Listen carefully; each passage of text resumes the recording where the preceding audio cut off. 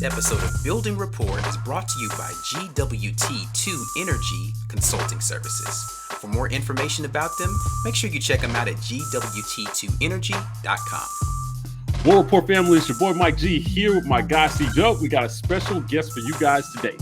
Auburn strength and conditioning coach from 1999 to 2012, strength and conditioning coach for the undefeated 04 team and national championship 2010 team, Kevin Yoxall. Coach, thanks for joining us today. No, I appreciate being here, man. I appreciate the opportunity. It's good to see you guys. Well, Coach Yox, listen, we really appreciate you joining us today to help us educate ourselves and our listeners on what it's like to be a strength and conditioning coach at a major Division I program. Now, I think that strength and conditioning coach is probably one of the most overlooked position by fans. We did an interview with King Dunlap, and he talked about strength and conditioning coach being, hey, head coach, strength and conditioning coach, offensive coordinator, defensive coordinator. So a lot of the players have told us, the importance that you play in their development. Can you tell us a little bit about yourself and why you decided to get into strength and conditioning? When I was in college, I developed an interest in lifting and training in high school. And then when I got to college in the late 70s, there have been a lot of strength and conditioning programs that had started, Nebraska being the most notable one, with Boyd Epley starting strength conditioning as a profession. But smaller schools, like where I went to school, East Texas State, was an NAIA school. And we really didn't have a structured program per se. We had a barbell club on campus, and a lot of us lifted in there, but there wasn't anything structured for off season other than, especially in season, but there wasn't anything structured for off season like weightlifting. We did plenty of grass drills and conditioning and things like that, but there wasn't anything structured as far as lifting. So it just kind of morphed into myself and a handful of other players taking other players under our wings and training them. And so that just continued on until I graduated. And I double majored in special education and physical education. And really at that point, had never really thought about strength conditioning as a profession. I started teaching special education outside of Houston in Baytown, Texas. Still competed in weightlifting and powerlifting at the time. And I don't know, I thought more and more about becoming a high school strength coach, which was here in Texas was becoming very popular. And my wife, coincidentally enough, had gone to TCU, and we went down to TCU to a football game. And a good friend of mine, the reason I say coincidentally enough, a good friend of mine was the head strength coach. And before the game started, I went down to the railing there and just hollered at Robbie. His name was Robbie Robinson, and talked to him about how I could get involved in strength conditioning. And he said, well, my GA is leaving at the end of the spring or at the end of the summer. You could come here to TCU, be my GA, and we'll pay your tuition, books, and fees and a monthly stipend, and you can learn how to become a strength conditioning coach. Well, at that point, I didn't know what a GA was. And so I just sight unseen, without knowing what that monthly stipend was or anything, I said, yeah, I'll do that. And went back up in the stands, told my wife and her parents that we were going to come to TCU and I was going to be Robbie's assistant in the weight room. Well, this is 1987. Things have changed quite a bit. So if you guys have seen the Auburn weight room, the current weight room, you very impressive facilities. The Olympic sports are over in the Watson Fieldhouse, equally impressive facilities. Well, back then at TCU, we had about 1,200 square feet. We had 16 sports, 1,200 square feet, myself as the GA, Robbie as the head strength coach, 4 squat racks, 4 platforms, 4 benches, 4 inclines, assortment of dumbbells, and no computer. And we trained kids from early morning till usually about 7 p.m. at night. And things were a lot different in strength conditioning back then. And that's kind of how it started for me. I had taught special ed for 4 years before I ever coached. So coming in as a GA, I was a little bit older. I was 28 years old when I became a GA. And that, and in many ways, I think that helped me out because I'd been out working and working with some severely handicapped kids, and I think that really helped me from a patience standpoint, and also just Robbie having somebody on staff that, yes, he's a grad student, but it wasn't like having a guy that was 21 or 22 years old just coming out of school.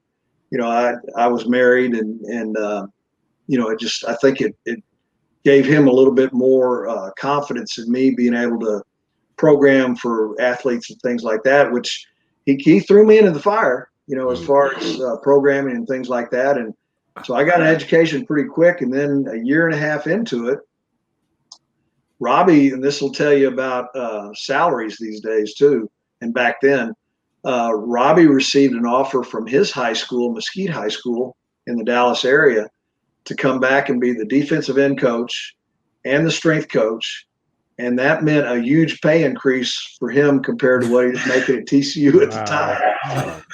And so Robbie left, and there I was. I had about 3 more classes left in my degree in exercise physiology, and I was named the interim strength coach. And so I had that thing by myself for, I think it was the last 4 or 6 months of getting my degree. So it was into the summer of '89, and they told me they'd give me a chance to interview for the job, and they did. And it still mystifies me because I was so inexperienced, not age-wise, but just in the field, that they hired me.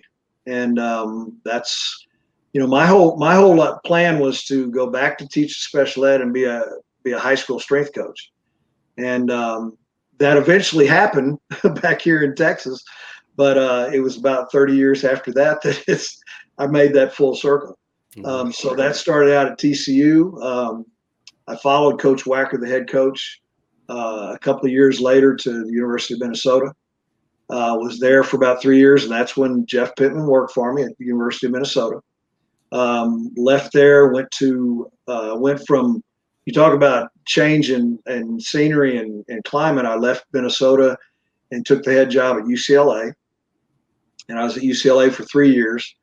And then the job at Auburn came up, and a lot of the coaches that I'd been with at TCU and Minnesota had ended up with Tommy Tuberville at Ole Miss, and they left Ole Miss and came to Auburn. They contacted me and asked me to join them at Auburn, and really at that point, if you guys know your football history, at that point at UCLA, we had done pretty well. In the last 2 years of my 3 years there, we had done really well. We were 1 game away from being in the first BCS national championship game. We went down to Miami and lost a game, and it was called the Hurricane game, and we never should have lost it, but we did, and didn't make it. But we were doing pretty well, and so really I went out to Auburn more as a favor to Noel Mazzoni, who was the offensive coordinator, and he was the one that had contacted me. But man, I got down there to Auburn, and here you're in a city back in the South. My wife and I grew up in Texas, and when you move to a place like Auburn, Alabama, and you tell people you're from the South, and then you tell them you're from Texas, they go, "Oh no, you're not from the South. you're from the West." That's a different kind of South. Yeah. That took some convincing, but anyway, got to Auburn and checked it out, and I was going to be the overall strength coach over all the programs, but just day to day being with football. And it was so far back, that when I called my wife from the interview, I called her from an office telephone, a landline, and I called her collect. You guys probably don't know what calling somebody collect is, but I'm old enough.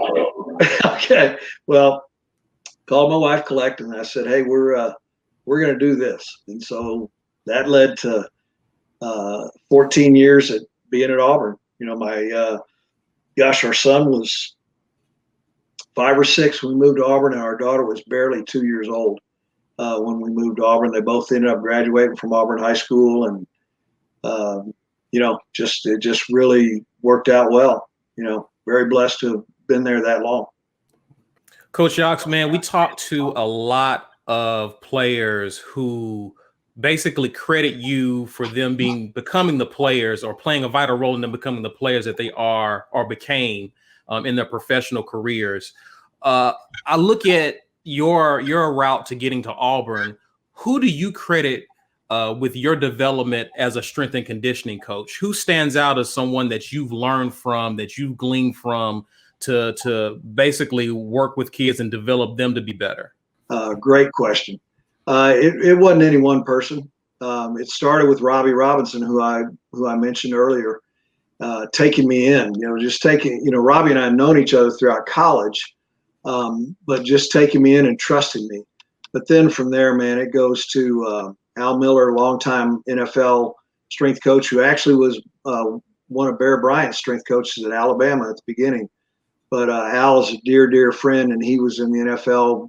Oh gosh, with the great thing about Al was he was with the Falcons during many of my years at Auburn, and so just to drive down the road to see Al, Mike Gentry, formerly of Virginia Tech University, and Mike is still in the game, doing great things. Johnny Parker, longtime strength and conditioning coach in the NFL, New York Giants, New England Patriots, many years with Bill Parcells. Mike Wosick, who just retired from the Dallas Cowboys a couple of years ago. The list could go on and on. Mike Clark, who's now with the Detroit Lions. There's just a long list of guys that just, back then, before texting, email, you just cold called somebody and said, "Hey, coach, can I come and watch you work?" And, guys were, and they still are, strength coaches. We're a little different. The majority of us don't feel like we have any deep, dark secrets to training and are willing to share them quite a bit. And just those are just a few of the names, but those are guys that I really owe a lot of my success to. Just going and watching, sitting down with them and conversing with them, watching them work. Those are many of the guys that I owe a great deal to, because they taught me a great deal. So, Coach, you had a storied career. You mentioned that TCU and UCLA. You came over to Auburn, and you were there for quite some time. One of the things that I want you to kind of delve into a little bit for us is the relationship between the strength and conditioning coach and the head coach, right? So the role that you play in the program, what's that like from day to day? Are you talking to the head coach every day about goals? How are you setting goals for strength and conditioning? Does the head coach tell you, hey, I want a guy and I want the linemen to be this big, or the receivers to hit these goals? How do you set goals between head coach and strength and conditioning coach? Well, really, as I just described a little while ago, it's morphed, over the years. And it used to be like when I started out at TCU, your strength coach wasn't as tied in with the head football coach and the football program quite as much as it is now. And we were so busy with other sports. A lot of times, my communication with the head coach, not only in football but with the other sports, was just a very quick conversation. And then and as the years have gone on, it's slowly morphed into where it is. All coaches have their guys, so to speak, and so there is a lot of communication. My years at I guess it really did start at Auburn, where there was more of that direct, almost daily communication through staff meetings, giving reports on kids. It was usually with Coach Tuberville and with Coach Chiswick. He went around the table to the different coaches, and everybody kind of checked in on what was going on. And then at different times of the year, the conversation with me were a little bit more emphasized. Winter, for example. The beginning of the January quarter. Well, as you remember, we were on quarters at Auburn back in those days. January quarter would start up, or that spring semester would start up, and that and summer training is the golden time to make your hay, so to speak. And so the conversations about players and who needed to get bigger, who needed to get stronger, who needed to get faster, those generally took place during that time of the year. And then, the in season, it was more about who's hurt, who's doing what in the weight room because of injury, trying to injury prevention, and just training the players around that game schedule. And I'm biased now, and a lot of my buddies that are in other conferences will argue with me on this one, but that SEC conference, you talk about when you're playing conference games, and then I'm going to get blowback also from buddies that are on the eastern side. When you're playing those Western Division games, I found that it was quite an eye opener for me to see what went on in the field, and then have to make those adjustments for the upcoming week after you played Alabama. And you've got to make adjustments to still get your guys into train, but you got to get them ready for the next week's game. So the conversation, to answer your question, is kind of a long answer, I guess, but the conversations with the staff and the head coach varied depending on what time of year it was. Now, the most important conversations went on between the strength coach and that trainer, the head trainer for football. That was usually, that meeting took place at dark 30 in the morning, no matter what time of year it was, on specific guys, making sure we were on the same page, because that relationship is got to be crystal clear as far as the communication. And I've always been very fortunate with all coaches I've worked with and all the trainers that I've worked with. It doesn't necessarily mean we always agreed on everything, but I've always had just great communication with every trainer I ever had at Auburn University. Coach Yoxall, you mentioned winter workouts during when you came at Auburn. It was when they had quarters Right. Going into semesters. A lot of fans hear about winter workouts, summer workouts, and of course, you're always working out throughout, whether it's spring ball, the season. But is there a different emphasis in the winter workouts versus the summer workouts as you're going into the fall camp? What's the emphasis as a strength conditioning coach for the guys? What are you working on particularly? Well, I think generally, as you go into the wintertime, you're really trying to emphasize certain guys getting stronger. You certainly want to become faster, and in some cases, adding muscle mass. And that's generally what the emphasis of the winter training is. But also, you want to set a tone for the next year. And so there's some there's some mental components to it as well. You might have had a great season the previous season, but at the same time you want to capitalize on that, but you don't want the big head and you don't want the head swell of the players thinking that, hey, this was easy.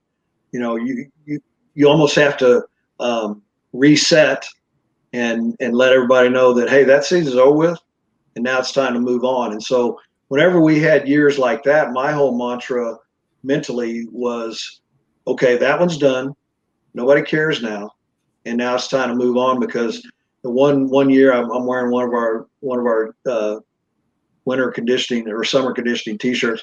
One year I had a big on the back of one of them, I had a big target done. And it might have been after there's so many t-shirts, guys. It might have been after the undefeated season in 2004. I had a big target put on the back of the t-shirt, and just, to emphasize, now I can't remember what the words were, but now you have a target on your back. Now, instead of hunting, you are the hunted. And, you just got to figure out different ways to motivate the guys. But getting back to your question, generally, the idea is to more emphasis in the weight room, maybe less emphasis in conditioning. my whole deal, and many of the guys you interviewed will probably tell you this, I always felt like players had to always be in some top fitness type condition. So along with the weight room that I would emphasize during the winter, we still emphasized conditioning, because one thing I always said was, if you can't run, you can't play. Mm. And I never was a guy that put a lot of emphasis on the almighty 40, as I used to call it. Mike, you said something earlier about the bench press, the almighty bench press. We trained to run faster.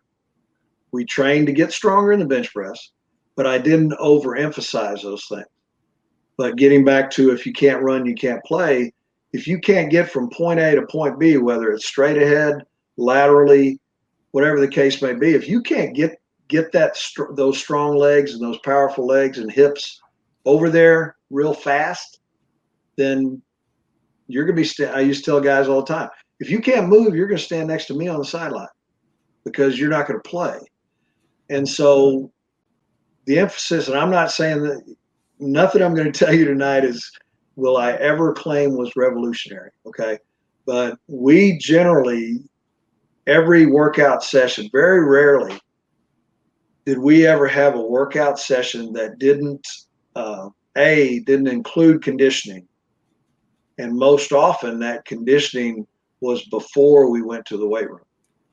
And it wasn't unusual. It wasn't unusual to have a hard conditioning session and then go in the weight room and have a hard leg session. That was not highly unusual.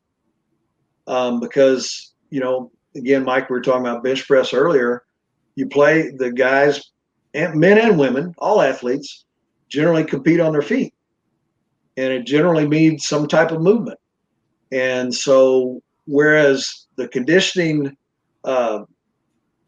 wasn't as highly emphasized in the winter as it was in the summer, it still was emphasized. And there's always a portion, almost everywhere, when the coaches get off the road from recruiting weekends are done, signing dates done, the football coaches haven't coached these guys in a while. They want to set the tone for spring ball, and that's when, and Mike, you probably videotape these, that's when we would have the quote unquote bubble workouts or mat drills, agility drills. So generally what I did in the winter was a lot of our conditioning before the coaches started helping with the mat drills and all that.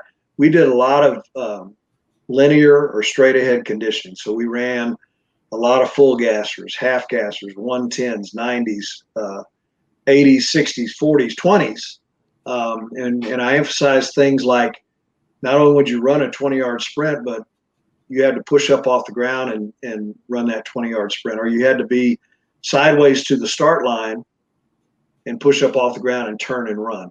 So I tried to sprinkle in things like that had a little bit of agility involved. But then when the coaches got off the road, then they ran the agility drills, I ran the clock, and we, the mat drills were to get the guys in football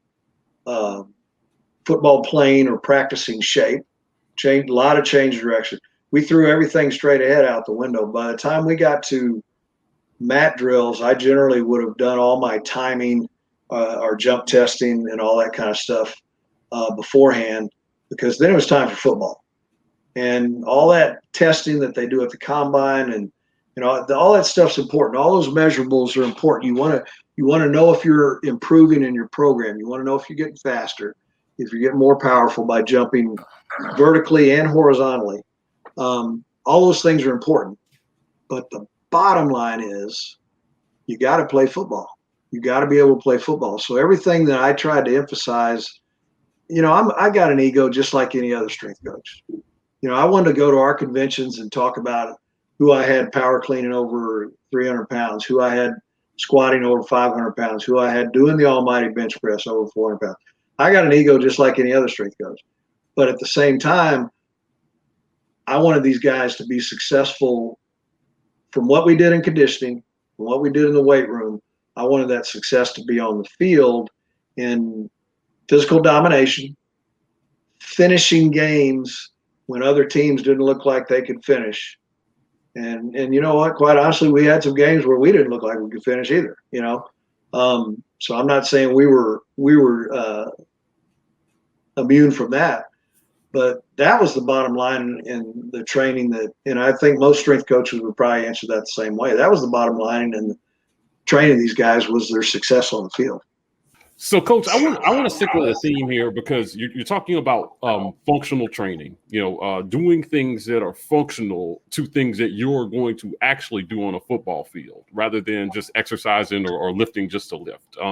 But I also want to ask you about the role that training, that weightlifting plays in the mental part of the game for a lot of these athletes. So, we talk to our listeners a lot about, the weight room being a foundational building block for everything that you're going to do, because you need to be physically able to move another lineman out of the way. And we also try to beat home a lot about how the weight room, a lot of stuff you do in the weight room is going to be harder than anything that you will actually do on Saturday, so that you can actually make it through a game. You talked about finishing.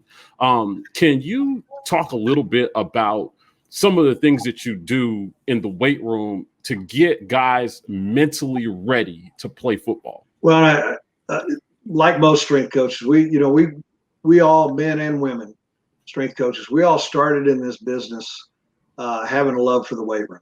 I mean, I very rarely will you find somebody that just in high school, college, that they didn't have just a passion for training. Okay, and many of us also competed in powerlifting and in weightlifting, and there's a lot that goes through your head when you're facing and I think one thing that I brought to the table, so to speak, was when men and women were lifting very heavy weights, specifically, not so much anybody could bench press. Okay, anybody can be a good bench presser, but it takes a little bit different edge to be to be able to power clean, snatch over your head, back squat or front squat a tremendous amount of weight. Not only physically does it take a lot, but all of a sudden you're about to put and I was fortunate that I knew this from experience a long time ago. 700 pounds on your back, and you're going to back up out of a rack, and you're going to squat down below parallel and then stand back up. That takes a lot of physical strength, power, and all that, but it takes a lot up here too. And those are some of the things that not just me, but many of us bring to the weight room, and that, I just mentioned it. It wasn't unusual for us to condition hard in the summer outside. The guys would go to the locker room. A lot of guys had to change their shirts and stuff like that, and then we'd come down to the weight room. If you know what the structure is like of that facility, I'd give them it was never more than 10 minutes. It was usually about 7 minutes. Get changed, come down to the weight room, and then go through a heavy workout, heavy lower body workout. And that was by design. I wanted them to get that conditioning done, and then all of a sudden have to come to the weight room and have to do it all over again, but lifting heavy weights. And it's just different. If somebody hadn't experienced, they don't know what I'm talking about. Many of the guys that you guys talk to they know exactly what I'm talking about. One thing that I got to in the summertime and in the wintertime was Fridays. Okay, in the wintertime and in the summertime, I made Friday. We generally are conditioning and our lifting the beginning of the week. While it was heavy, as far as legs, it wasn't. It was more of a light or medium lifts throughout the week, leading to Friday. And then Friday, I don't know if this is politically correct to say now or not. Maybe you might have to cut it out later. But I told Friday was my pound of flesh Friday.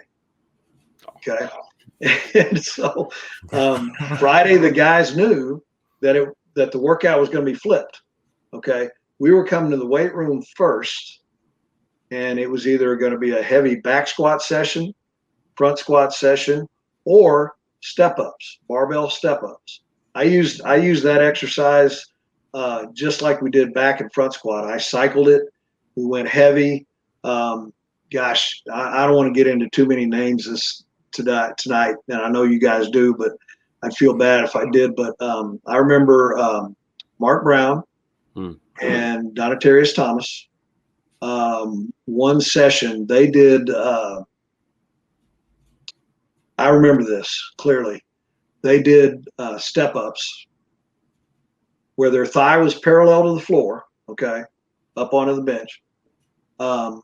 Sets of 5 or 6 reps with, and these weights were in kilos, so it came out to 308 pounds, sets of 5 or 6. So that barbell's on their back and they're stepping up onto,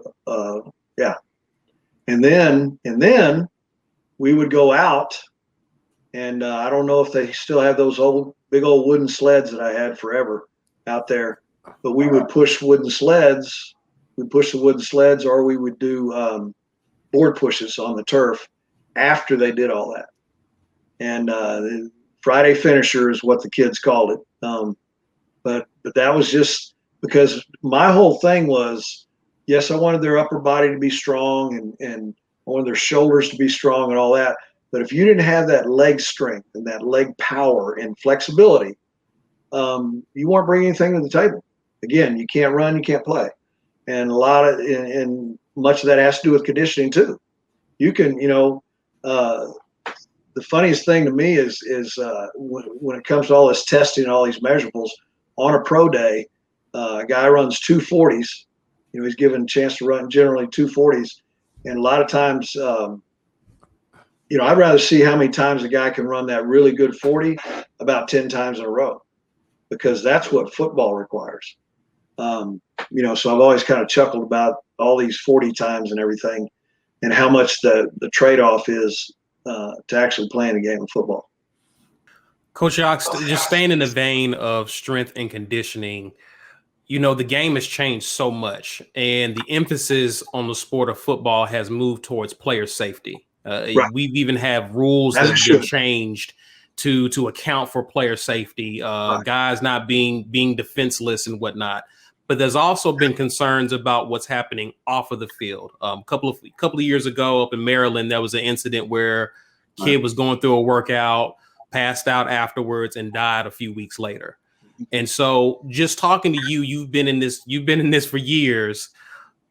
The whole point of strength and conditioning is pushing these players to their limit, because you're going to get on the field and get pushed to your limit.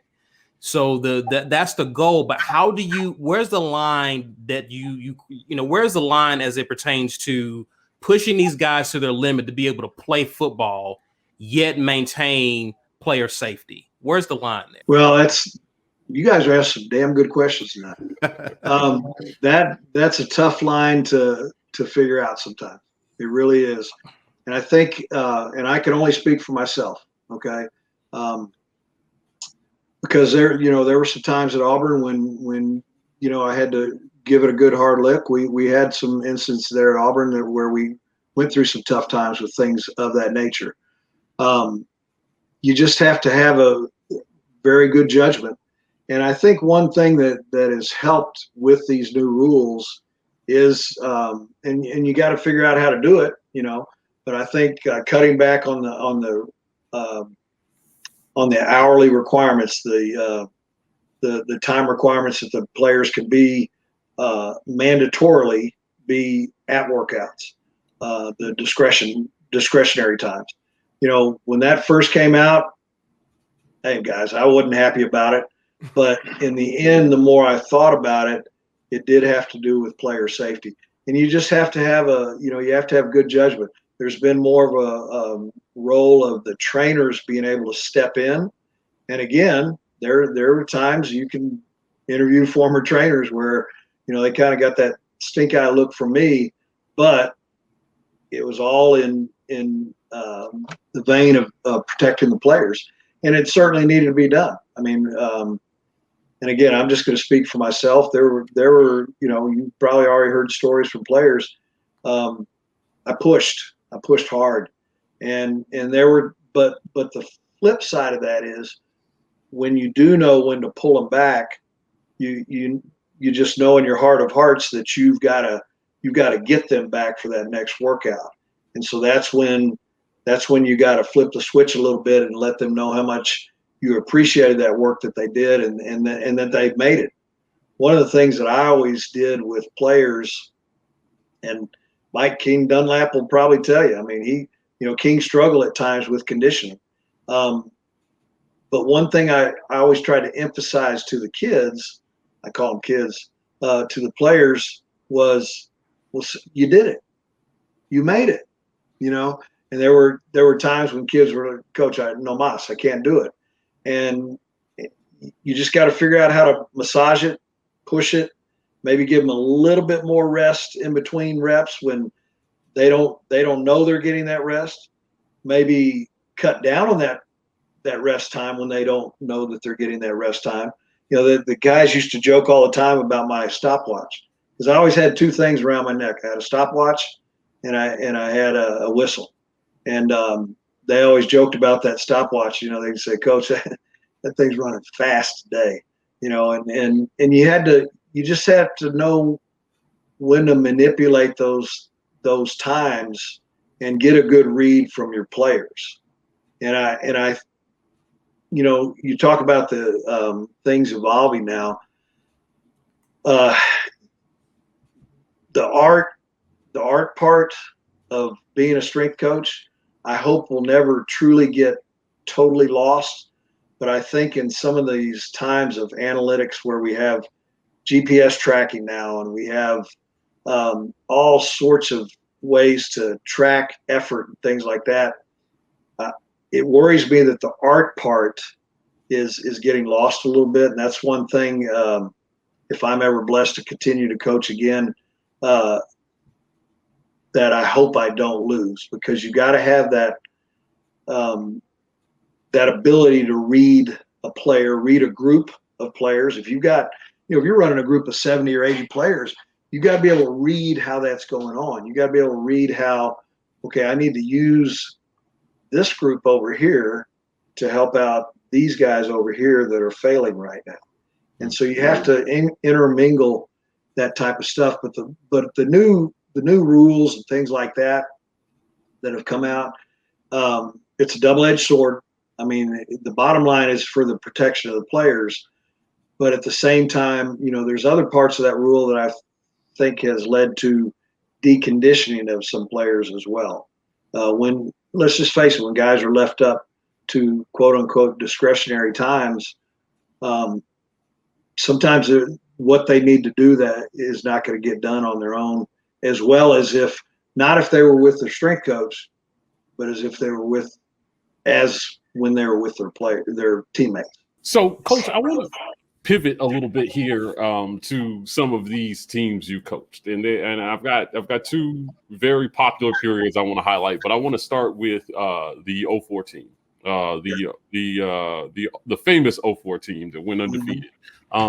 Going into the 2004 season, we were coming off a disappointing year. Yep. High expectations going. I think we were like a preseason number 6 or 7. USC handed to us at home in that first game. Yes, sir.